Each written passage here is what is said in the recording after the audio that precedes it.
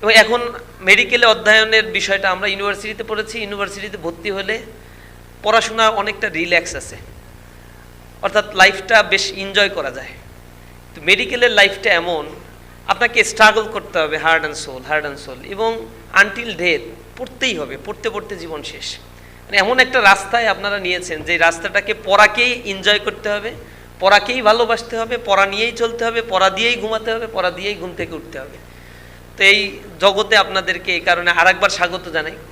এই জাতিকে আপনারা যেন ভালো একটি লক্ষ্যে পৌঁছে দিতে পারেন।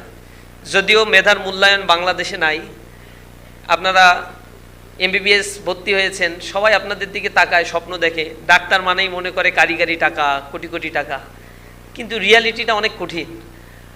অ্যাডভোকেটরা যেমন প্র্যাকটিস করতে করতে যখন হাত পা আর চলে না, হাড়গুলো ক্ষয় হয়ে যায়, চোখে চশমা পড়তে হয়, চুলগুলো সাদা হয়ে যায়, তখন তারা সিনিয়র অ্যাডভোকেট হন, সার্টিফিকেট পান, আর তখন কিছু ইনকাম আদিক হয় তাদের। তো এমবিবিএস ডাক্তারদের দশা হচ্ছে সেরকম। পাশ করার পরে তাদের যে বেতন দেয় তা হচ্ছে আমাদের অনার্স মাস্টার্স পাশের পরে আমরা সরকারি চাকরি করলে যে বেতনটা পাই সেই ন্যূনতম গ্রেডের বেতনটাও ইন্টার্ন ডাক্তারদের জন্য অ্যাভেল করা হয় না। এরপরে তারা বিভিন্ন জায়গায়, কোনো রুগী যদি এদিক ওদিক হয়, একটু মারা যায়, তো মনে হচ্ছে যে সে ইচ্ছা করেই মারছে।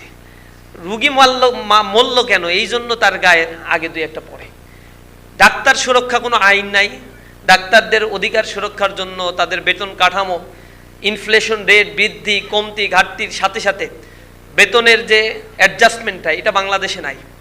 আলটিমেটলি এটা আমাদের জন্য অনেক বড় ক্ষতির কারণ হয়ে যাচ্ছে, ডিমোটিভেট হচ্ছে স্টুডেন্টরা।